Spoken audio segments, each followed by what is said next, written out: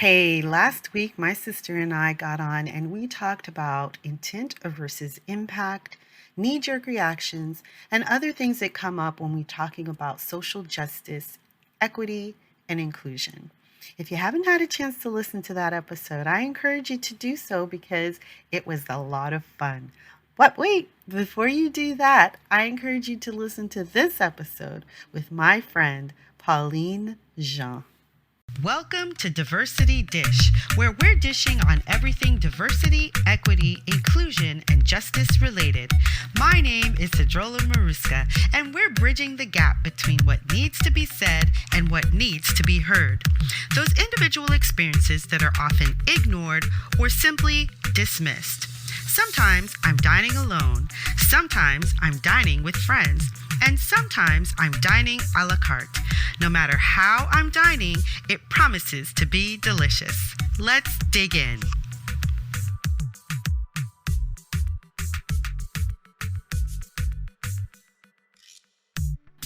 Haitian American performing artist Pauline Jean is a captivating songstress whose distinctive voice and rousing melodies have caught the attention of audiences both young and old. Pauline brings a refreshing sound to today's music, creating an erudite blend of worldly jazz that draws from her Creole roots and integrates modern and traditional inflections. She has received considerable press globally from leading media publications such as Downbeat, Jazzwise, All About Jazz, World Music Report, Jazz Times, and many more. Pauline shares her perspectives on music and life as a musician through teaching private students and workshops for singers on all levels in the U.S. and abroad. She travels to Haiti annually with a group of musicians as part of the Experience Haiti mission to provide aid, master classes, free concerts, and instrument distribution throughout different regions of the island. Pauline is a graduate from Berklee College of Music and a cultural musical ambassador worldwide. She's also my good friend. That man over there said you should open the door for me. That man over there said you should help me when I cross the street. That same man over there said you should treat me with the best. But what happened to me? What happened with the rest? Ain't I a woman? Look at me. Look in my arms. I have worked so hard, but you just can't see. Ain't I a woman? I brought life into this world. My baby boys, my precious girls, you took away from me. Ain't I a woman?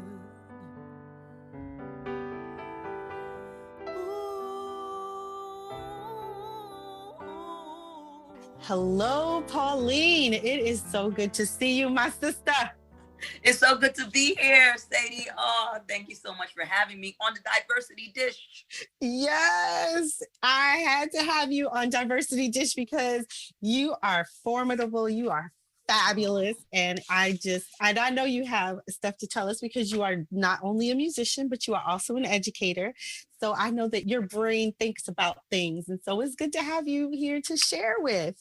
Oh, thank you. Thank you. Yeah. A pleasure. It's an honor to be here. Honor. Oh, thank you. So, the first thing I'm going to ask you is something that I ask everybody just off the bat. We start so that we can, kind of ease into the diversity talk and all that stuff. We're going to just kind of get to know you just a little bit better.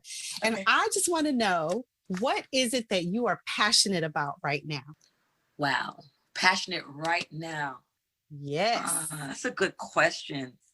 I'm passionate about life. Okay.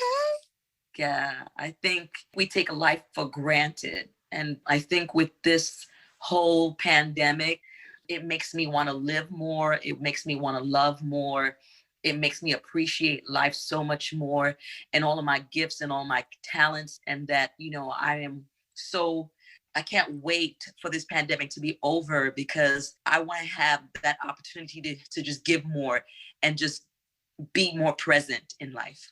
Yes, I love that. I think that a lot of us are feeling that pang right now, where it's like, man, there's so many things I took for granted before that I am so excited now to not take for granted anymore. So I love that, being passionate about life. I'm passionate about life.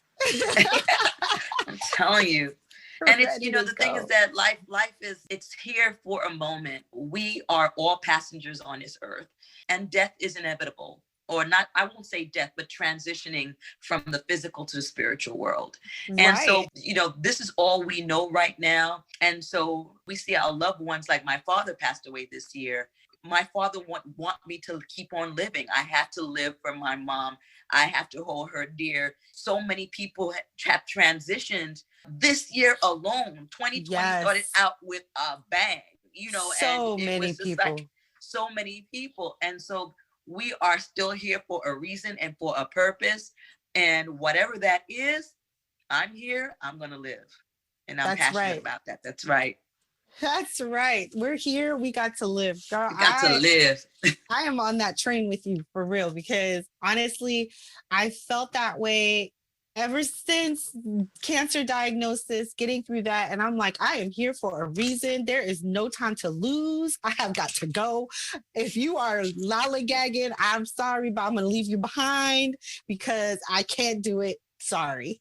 Yeah, that's right. That's right. That's Right? right. That's right. That's right. And I So, am so proud of you. I am so proud of you. I oh my really see gosh, your thank grind. you.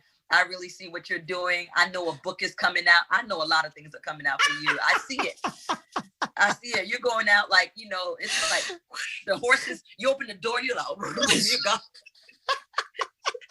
You're in my brain. You're in my I brain. know. am. I see your trajectory. I see it. I see it. Thank you. Well, I'm so glad, because sometimes I can't see it all. Those days that I can't really see that trajectory, then I focus on this moment right now. And there was Right. something really interesting that I read. There was this, I think it was a football coach, and he was one of the most winningest coaches. Mm-hmm. And they asked him, how is it that you get your team to work so well? Like, even when things are down, what is it that you say to them? He's like, we just win. We think about what's important now. We Exactly. win. And once you do that, you refocus back on what's important now. There's nothing that you can't accomplish, because instead of thinking about 500 things, or next week this is going to happen, you think about, okay, what's happening right now, today, this moment, that really needs to be done, so that kind of takes care of itself. Right. And then it kind of clicks. It just kind of, it works, it just. Wow. So yes, so thank you for that. But yes, I definitely think that that's a big part of it. Absolutely. So you are a musician, my love. And by the way, I don't think the audience knows that we are friends from way back. Since we were teenagers. We've been friends. We sang together. Yeah. We traveled together. We're just, so we're this is old love here. Yes. So, but I want you to tell us about your musical journey, because you are a jazz singer. Girl, I'm gonna link your video that you did, the most recent one. I'm gonna link all your stuff. I'm gonna link it in the show notes. But I want you to tell us about your musical journey. Like, how did you evolve? Okay. Interestingly enough, I never thought I was going to be a singer. Really? What'd you think you were gonna be? A lawyer. Okay. I was a political science major in college. Okay. And the thing is that, of course, being raised in church, everybody sings in church. It's like, and right. So being a part of a group or part of a choir, that was just natural. And Yes. so even going to high school, like I said, I auditioned for music and art and performing arts as an incoming sophomore, and I walked in. I didn't apply for the school. I walked in. Look at And you. yes, Uh, but I always feel like everything in my life is very, very spiritual. I really feel like God's hand is in everything that I do. And so my path was already set. I just didn't know it. And also being raised in a Caribbean household, my family's from Haiti, and our family's from Haiti. So yeah. it's never, the arts are not really the first thing to be encouraged to do as a profession. Right. So, it's like nurse, doctor, lawyer. That's right. That's so right. And I lived my life doing everything for everybody else. I was a people pleaser. I really wanted to do what they wanted me to do. And again, I was happy at that point in time. But at the same time, you start to get a sense of, you start to, as you get older, get a sense of a period of discovery. And I've always considered myself a late bloomer. So my teacher, one of my mentors would say, well, Pauline, it's a good thing that you're a late bloomer, because when all the roses have died out, you're still holding up the fragrance. Yes, I love that. That's really nice. I love it. And I said, oh, wow. And, I worked as a paralegal for a while. Again, I was going to go to law school. And then I started taking back music classes, but I never took jazz or anything of that nature. And when I started taking these classes, I was, oh my gosh, things were easy for me to do, to mimic, to sing. And then I also started taking lessons with a teacher vocally who was saying, Pauline, you sing from this note to this note. When you stand before the Father and he asks you, what have you done with the gift? What are you going to say? Well, So these are my encounter with different mentors, and knowing that, okay, if I do music, this is nothing of it's not for me. It's more than me. And so I started to pursue it, and I did a workshop. I performed my first time at a club, the Duplex Cabaret Theater down in the Village, and and my coworkers came. It was my first time doing anything of that nature, because everything was church. Right. Yeah. Which is a blessing for me, because again, church gave me my ear training. Church made me assertive. Church allowed me to speak in front of people and not be afraid. So there's a lot of beautiful things with being raised in the church, which is a blessing as well. So once that happened, a good friend of mine, a coworker, was like, Pauline, your time is now. You should really pursue this. I was like, I don't know. But that would take meaning leaving my 9-to-5 grind. That would take me leaving everything behind, going to school and pursuing music. And I did just that. And again, everything is very, very spiritual with me. And I wasn't sure what I needed to do. So on the day I was going to actually go to check out the school, I was lying down and I heard a voice that says, I will never leave you nor forsake you no matter where you go. So I used that. I was like, you know what? I got to go. I will not be abandoned if I do go. And I went, and it was the most amazing experience ever, going to school. And after school, I never had a 9-to-5 grind. I was grinding, everyone. I was grinding, y'all. I was grinding. You were grinding, but it was not 9 to 5. It was not 9 to 5. Eating some peanut butter and jelly. But it was not, I hear you, girl. But again, doors started to open and things started to happen for me that I could have never imagined, all because I said yes. I didn't listen. I a lot of, especially being raised in a Christian setting, and anything that's like not Christian related is actually discouraged. Yes. And especially if it's particularly in the arts, they won't discourage you from being a lawyer, but they will discourage you from being an actress or a dancer or a singer, the thing is that my thing is, look, God didn't bring me all the way here for me to just stay inside. I mean, I don't mind, you as a person, if you are in the church, that's fine. Your calling is in the church, that's fine. But there are many of us that have to be called out, because there's darkness out there. And if we allow darkness to reign and there's no light, because we're saying we got to stay in the church, then how is it we're going to shine light, pierce the darkness? But then that's another. Ooh, sister girl, go ahead now. That's another thing. So Yes. the thing is that I was raised, the Bible says you train a child, and you raise up a child and you train them, and they won't depart from how you train them. So my thing was, I knew who I was. So, and I think, you know, a lot of times people get lost because they don't know who they are or whose they are. So, but I knew what I wanted, and I just didn't want to just not do the, my heart is saying for me to do something, and everybody's telling me no because of, and I'm like, but I'm not gonna do drugs. I don't drink, you know, I don't, you know, there's certain things I just don't do. I mean, if you do it, again, that's you. But I know for me, that's on you. But for me, but they equate a lot of the arts with, you know, a lot of negative stereotypes. Not that, you know, there aren't any validity to it. There are some validity, but that's like in any and everything. You know, you could be a lawyer and you could be snorting coke. I mean, it is what it is. Okay, thank you. That's right.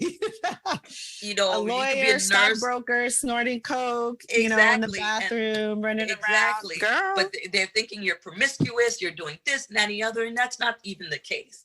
Right. You know, again, well, not for me. So I said, you know what, I'm going to use the gifts and the talents and sing. That's what I'm called to do. And the minute I started saying yes, God just started opening the doors. And I've seen and traveled the world and performed on many big stages, many festivals, collaborated with so many amazing people. And I'm just really, really grateful for that opportunity. Really, really grateful. But it's just by saying yes. Yes. Have you read the book by Shonda Rhimes, My Year of Yes? A year? No, I haven't. You should read it. Yes, you should read it, because I read that book and I was like, what? Yes. Okay. I'm just that. Yes.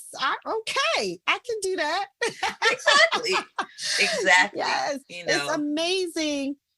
It's really amazing, honestly, when you open yourself up to your intuition, to yourself, when you actually listen to your intuition and you say, you know, nothing is going to turn me away from this, because you don't understand my walk. You don't understand where I am. So how can you understand how I am feeling, or how I'm going to feel when I do this thing?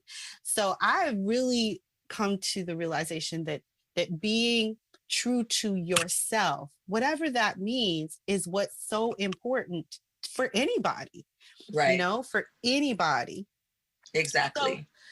So you've traveled you've done a lot of traveling. You've encountered a lot of different people. You're in this industry, and I want to know, in this industry, have you encountered situations where racism might have been a factor?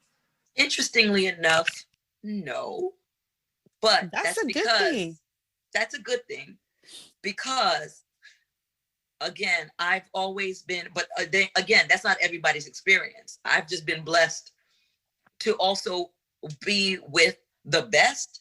So in that experience, I am kind of like, I guess, hidden. It's hidden from me, because if I'm in an area with dignitaries, right, and governors, and you know, no one's gonna. I'm the guest. No one's gonna really treat you in that negative way. Right. I have encountered sexism. Okay. You know, like where, you know, because it's a male-dominated field, so you know, if a person is, you know, they feel like, okay, I'll give you an example. I ended up getting a performance, you know, going to a performance, getting a festival outside of the country. And it was my first festival to like Nevis Island. Mm-hmm. Nice. And it was beautiful. So I got my band together, and and the band that I had recorded my first album with.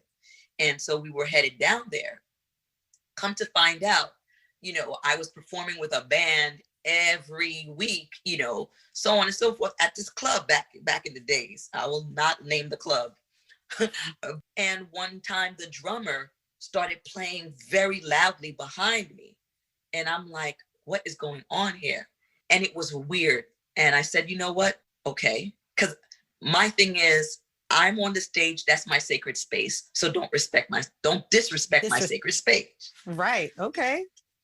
So, but I was trying to figure out what was going on. Come to find out, the piano told me that drummer was upset that I took my own band to the Caribbean for the festival instead of them. And I said, you know what? I said, why would you? And then, I guess they were all upset. I said, but why? I'm a sideman. I'm a vocalist, but I'm a sideman too. You call me to perform just like you would call a horn player to perform. So if that horn player had another gig with someone, it wouldn't be a big deal to you.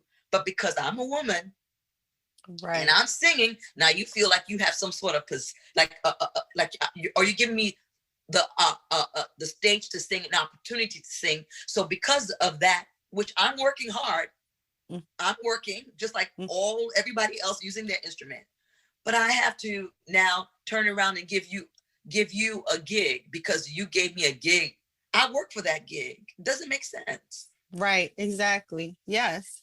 But you wouldn't do that to a band. You wouldn't do that as a horn player or anyone like that.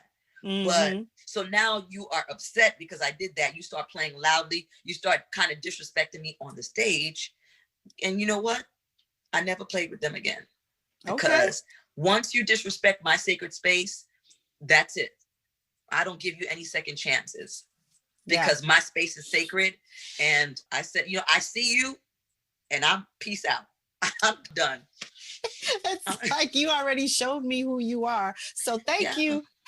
See you. Yeah. Yes. Oh my goodness.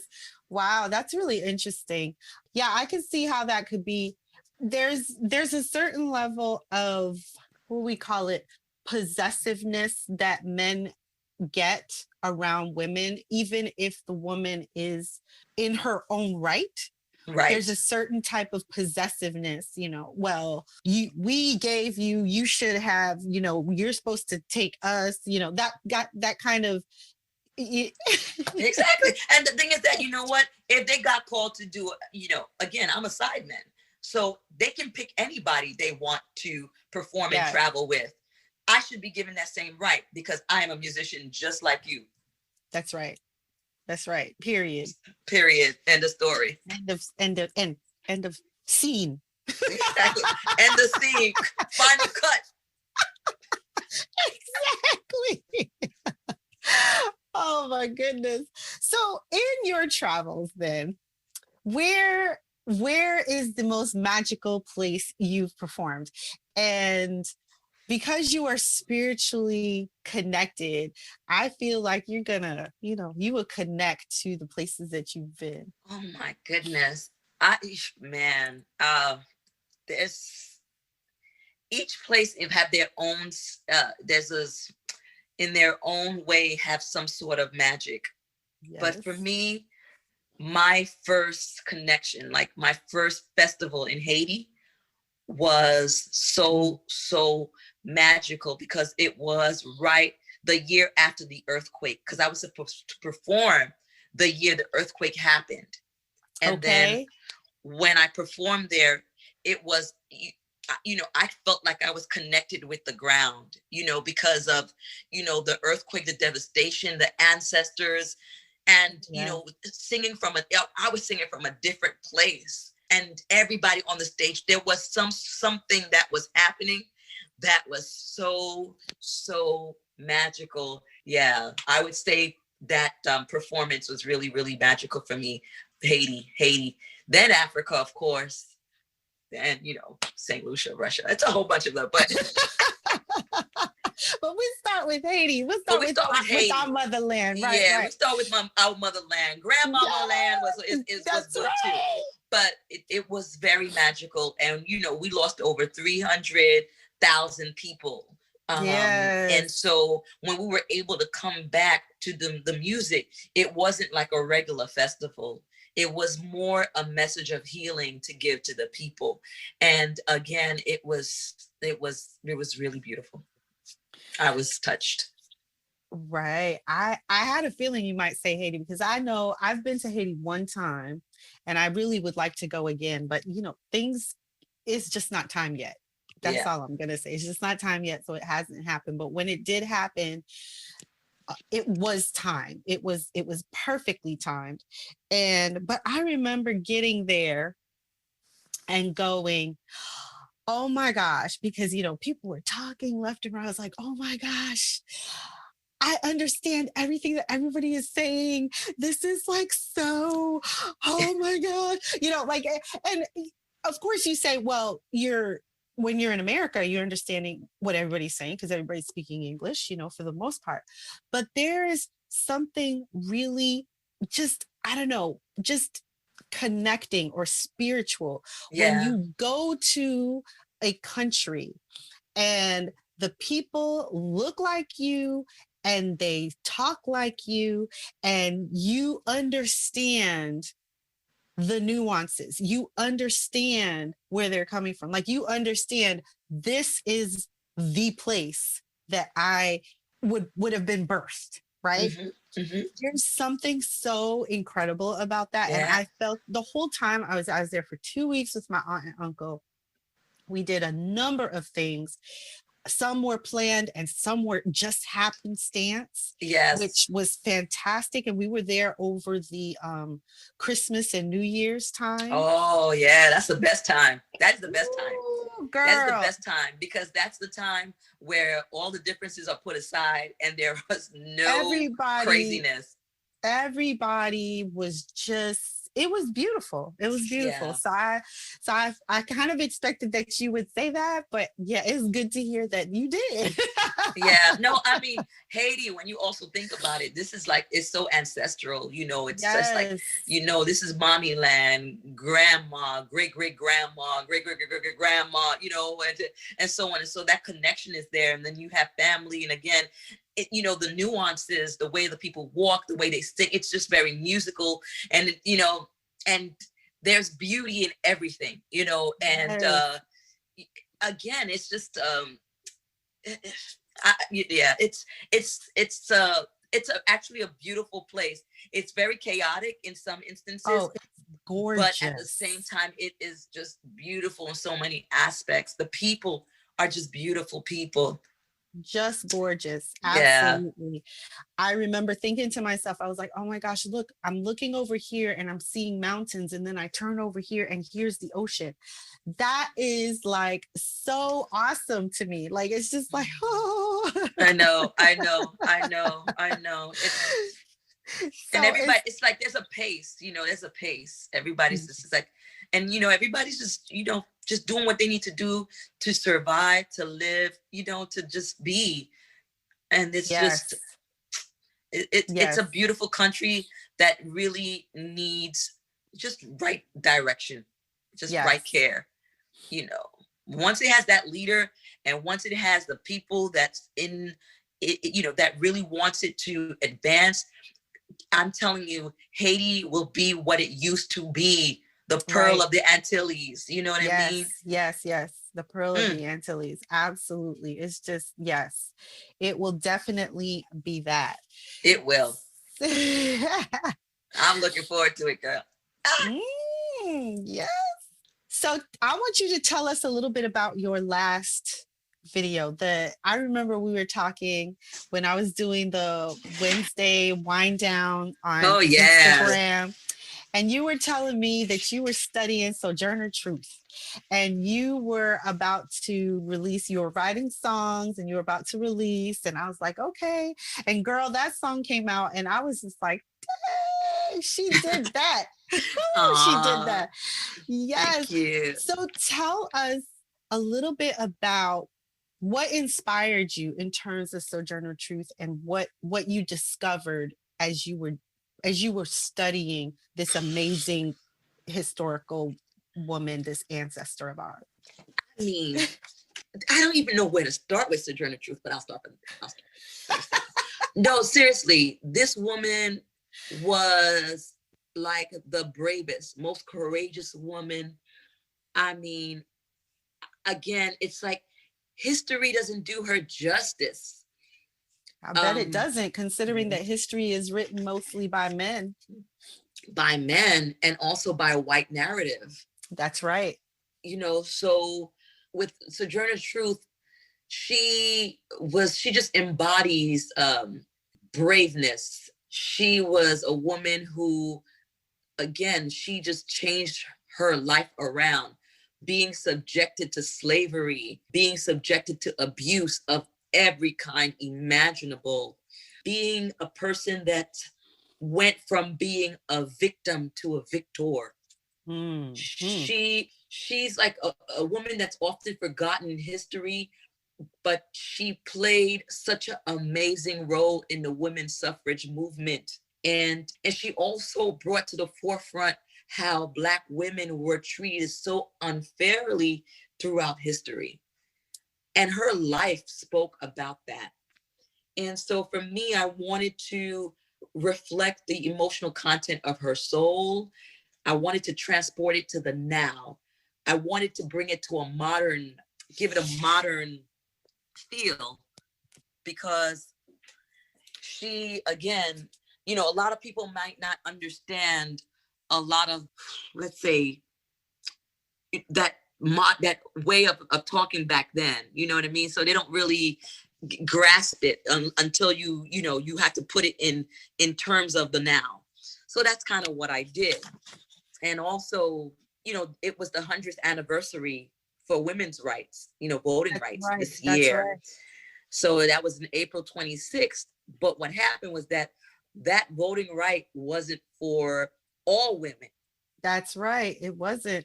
I tell people that all the time. I'm like, you know, I have a double mind about it, you know, because on the one hand, yay. On the other hand, it's really just yay for you, because I wasn't included in that until 64, 65. Exactly. So exactly. You weren't really fighting for me. You were fighting for you. And so, okay, yay. But what happened was that the thing is that Black women have always been fighting for the right. So with Sojourner Truth, she was about all women. Yes. So she was along with Stanton and Susan B. Anthony. She was with them. But what ended up happening is when the voting came, and it was just like, it's either us or them. And it's like, look, we want to vote before the Black man. We want to vote for this. And there was some sort of divisiveness in it. And we were left out. So, you know, again, so I released the single on August 6th as a symbolism for August 6th, 1965, when the Actual Voting Rights Act came out for African Americans, where we didn't have any biases that would allow us to vote, or any prejudices or disenfranchisement and stuff like that. So, you know, again, Sojourner Truth was the pioneer for that. You know, we have Harriet Tubman, but we also have Sojourner Truth. And she was, I don't know if you know this, but she was the first Black woman to sue a white man and win. Ooh, tell me about that. What was she suing him for? I think I read a little bit about that. They took her child, and she was already free. So she had to go and walk and go to the courts and sue. I mean, again, think about this. 19th century, a Black woman going to the courts to sue a white man. And then win. Right. She was like one of the first to actually go and speak out against slavery. Like, this woman is just like, man, she met with with Abraham Lincoln. She helped with the soldiers of the civil rights, like, I mean, not the civil rights, but the Civil War. Mm-hmm. So, you know, so, I mean, she's no joke. She is no joke. So I felt like, and again, with this election with Kamala, you know, again, this is all standing on the shoulders of these ancestors, breaking the ceilings. And, And I told people, I said, some people like, I don't know if I'm going to vote. I don't know if I should vote. I said, listen, the ancestors, they went through harder hardship than what we're going through right now. And they still went out and vote. And they pushed the envelope just a little bit. So here we are right now, having the ability to push the envelope. We push the envelope, we get the first Black president. We push the envelope, now we get a woman vice president of African descent and Indian and Asian descent. So the thing is that we not where we want to be, but we're not where we used to be. And we have to still keep fighting. The struggle is real. Like you said, we got to dish it. It's all about diversity. And, and we need to be able to sit at the table. So yes, the struggle is real, and you're right. Even after the election, I was like so relieved. I felt a weight lifted from my shoulders. Me too. When they finally said that Biden had won, I felt a lightness. But at the same time, I also felt a great, great responsibility to continue on the path that I have now forged, because there's so much work to still be done. Absolutely. So much work. So yeah, it's a matter of, like you said, you push it a little bit. Any big boulder, you push it a little bit, you take some rest, you push a little bit, you still got work to do, because you got to get it to where you want it to go. And we're not there yet. We're definitely not there yet. But we're not not where we used to be. But we right. we have ways to go. And, we're pushing the glass ceilings. And again, these are like the ancestors, like people like Sojourner Truth, like, the ability, there's so many unsung heroes too. And unsung heroes that was also a part of a movement to change the trajectory of slavery, of civil rights, of, just diversity. And yet, and still, there are still things that are very systemic that really needs to be dealt with. But these are laws, and this is where we come from. We got to vote for our senators. We got to know what we're voting for. We can't just wait for the big elections, because everything happens within the Congress and the Senate. And if we're not present, we're going to be left behind. Right. So we absolutely do need to vote in every election that comes up, from, dog catcher to president. Exactly. And everything in between. Because it's no joke. And and one of the things, I'll bring it back to Sojourner Truth, she wrote a famous speech, Ain't I a Woman? Yes. And she brought that speech to also show her sisters, her white sisters, listen, I'm a woman too. And all of the men that was mistreating her and abusing her. And, and she's like, look, I have children. I eat just like you. Why am I treated differently? Because of the color of my skin. She says a line, that man in black says, you can't have as much as me. And he says to her, well, you can't have as much as me, because Christ wasn't a woman. And she said, well, where did your God come from? Christ and a woman. Man had nothing to do with it. Right? But this is like Sojourner Truth. I mean, yes. My thing is, like, women have always been brilliant minds. I wonder if the world was ruled by women, what it would be. I think it would be amazing. I think it would be amazing too. I think it would be amazing. Absolutely. Which is, it shows that we need to write our own stories. We need to put our stories out there ourselves. And I'm talking mostly to my audience right now. You need to write your story, because if you don't write your story, someone else is going to write it for you, and they're not going to write it the same way that you would. Mm-hmm. And your story matters. So we need to write our stories, and we need to take another look at the stories that have been written before and say, what is missing here? What am I missing here? Like, where are the sheroes? Because there were a lot of sheroes. I just finished reading Women, Race, and Class. Mm-hmm. Yes, Women, Race, and Class by Angela Davis. Mm-hmm. And she talks a lot about how Black women were always there working, not just for all women, but for Black people. Exactly. And they always got pushed aside, especially when we're talking about the suffrage thing, when white women decided that they wanted the white women from the South to join their ranks, and they knew that the white women from the South weren't going to be happy with the Black women being part of the movement. So they said, No. hey, could you step aside while we go get these other women over here, and left the Black women behind. Exactly. And the Black women were still like, look, we're still going to do this. So they had their own conferences, and they had their own movements, and they had their own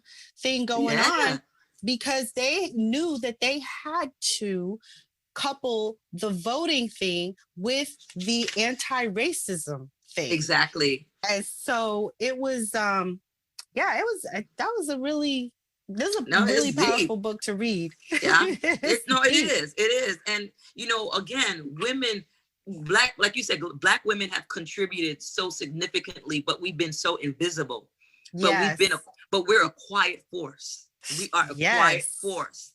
And what happens is that, when you look at it, perfect example, Black sororities and fraternities, Kamala Harris, she's in Alpha Kappa Alpha sorority, AKA, which I'm a proud member of as well. And my thing is, like, with all of the Divine Nine, all of the Black sororities and fraternities, that's one of it's a force within the community a lot of people don't know about, but they are moving in the community as leaders, as educators, as, as just, galvanizing votes. I mean, Kamala, that's like her backbone. That helped her to get to where she is right now. And but these women had to create these institutions because they were isolated from what the white women were doing. Exactly. And what the white men were doing. Exactly. And and so it's just like, we will make a way where there's no way. You tell us no, we find a way. You say the doors can't open, we're going through the window. You said there's no window, we make a window. You said there's no window, there's no door, we go to the roof. We're going to go through. And we're like water. And, as a people that's been subjected to slavery and a lot of hardships, we found ways to improvise and survive and thrive. And so, like you were saying, you got to speak your truth. You got to speak your truth. Your truth is valid. It's relevant. If you have something to say, you need to say it. Be a world shaker, be a world changer, and, educate yourselves. Things are not hidden in books anymore. If you want to find something out, you can find it out. You know what I mean? So, and history has a way of repeating itself because we don't learn from it. So we need to be able to not repeat it, but also find ways to be a part of the solution and not the problem. Yes, absolutely. Right. That's exactly right. Life will find a way. I always, whenever something happens, I always turn to Maya Angelou's poem. Yes. And Still I Rise. Because I just always feel like, somebody does something and it just feels bad. And then I always go, and still I rise. So that's right. Exactly. Like exactly. You can mark me off. You can with your bitter, twisted lies. Bitter, twisted lies, and still I rise. So exactly. That's one that I just go. I always come back to that. And still I rise. And so it's like, you can do what you want to do, and that it's wrong while you're doing it. But you're going to do it. So you can do what you want to do. But don't ever think that you have gotten over. No. Right? Don't ever think you've gotten over, because you haven't. There's a lot of work to do. There's there are places to go. But, I'm always going to stay hopeful. Yes, I'm an optimist too. I'm an optimist. Yes. I'm always going to stay hopeful, and I'm always going to stay positive, and I'm always going to say, you know what? Yes, that is a problem. Let's do something about that problem. But you know what? There are a lot of good things too. Yes, I do believe that. I do There are believe a that. lot of good things I mean, too. there are a lot of good things. There are a lot of good movements. There are a lot of, we just don't hear about them because the media and everything else is saturating us with fear and, Yes. divisiveness. And, sometimes we got to shut these things off as well. It can get Yes. discouraging, but at the same time, it's like, there's good being done throughout communities, throughout churches, throughout different activities going on. And you just got to speak your truth. You just got to just live your life. Again, what is it that you want to pass on, when you leave this earth? What is it that you really want to people to remember you by? How do you change the world around you? And I'm not talking about like the global community, but just your immediate circle. What are you doing to pass that torch to making the world better? And it just starts with your immediate circle, and it just goes out, out, out, out, out.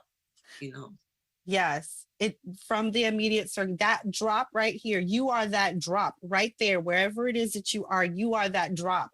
And whatever ripples go from you, that's your effect, right? You have a circle of influence, and whatever that effect you send out, it influences other people, because then maybe that next person is going to do something in their circle, and their circle is going to go out. So it's kind of like raindrops, right? It's like Right. everybody is a drop. And so that's how it works. I have, I talk about that too in terms of drops. So right now we're in a pandemic, so you are unable to do your music as you would like, I think, and be able to. So what are you doing to keep yourself inspired? Well, I mean, the good thing about it is, like, I do have other projects and little projects coming along. For me, I like when I have a deadline, and, when you work towards something, you're a little bit more passionate. So, I do music. I do have some performances coming up, but I try to stay inspired. I try to, get back actually into doing my voice lessons and doing my voice and, singing again. And because it could get discouraging, you're like, oh, what am I going to do this? But I'm like, no, listen, trick your mind and telling you have a gig in 2 weeks. And then do it. And then get ready for that gig. But my thing is like, no, but in all honesty, the thing is that this is the time for you to hone in on your gift even more. It's a little bit difficult because you don't really see what's going to happen and you don't know. But I know that this too shall pass. But I also want my gift. I don't want to get ready. I want to be ready. You know what I mean? Be ready. You want to be ready.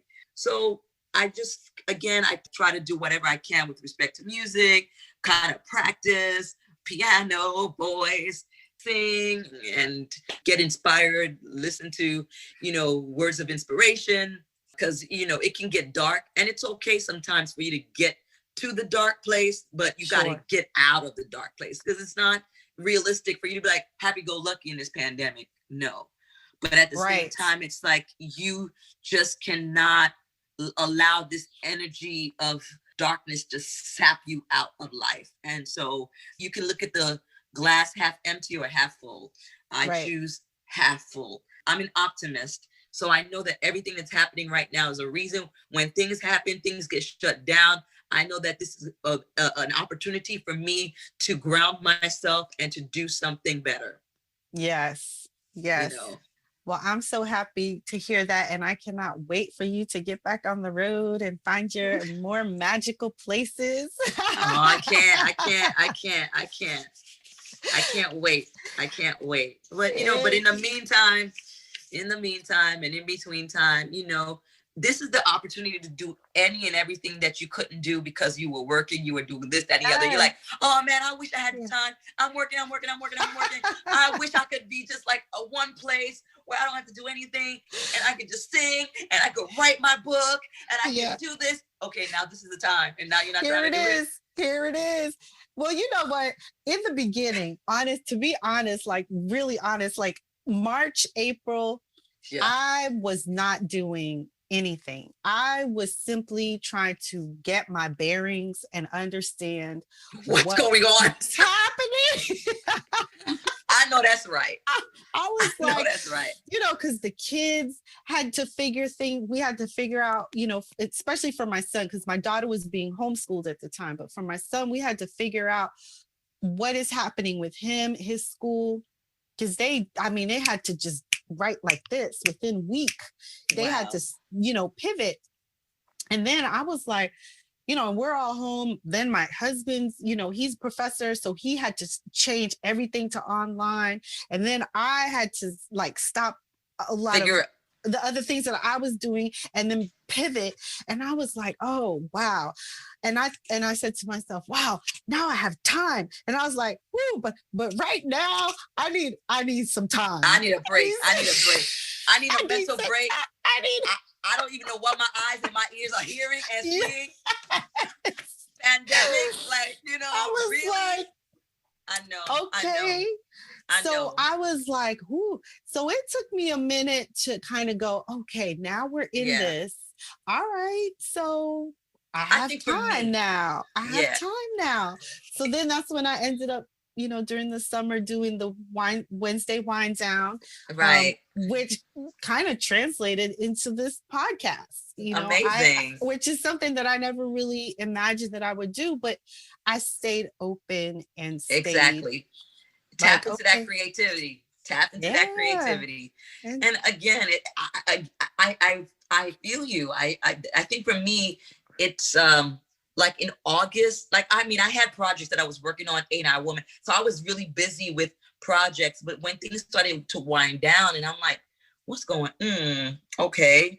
You know, then dad passed and I'm like, what's going on? And then, you know, I'm hearing bad news from here. The phone rings. You're like, okay, what's next? Like, everybody all right? You know, it's like that whole thing, you know, when you know, you're jumping because you just don't know what's coming. Everything is just, you're being bombarded, not only from your immediate family, from the television, from the whole world. So it's just like, you just at that point, okay, let me start to ground myself. And it's okay to give yourself that time to like try to figure things out. But at the same time, like I said, don't stay there. Do not stay in that dark sunken place. Right. Don't do it. Don't do it. Don't do it. No. Don't do it. Yes. Find your way to see the light, for sure. Yeah. Find a way. Tap into your creativity. Tap into everything that you've always wanted to do but could never do. You know, start getting creative with, you know, you always wanted to pursue a writing career, but you couldn't do it because you had to work 2-3 jobs, or you had to work a job, or that 9-to-5 grind, take care of the kids, whatever, you know. But, you know, this pandemic has allowed, you know, people to just kind of like sit down. And it's just like, not just you, but the whole world. Everybody's on pause. Everybody's on pause. This world, our world said, look, you all are on punishment to your corners. To your corners. Went, okay.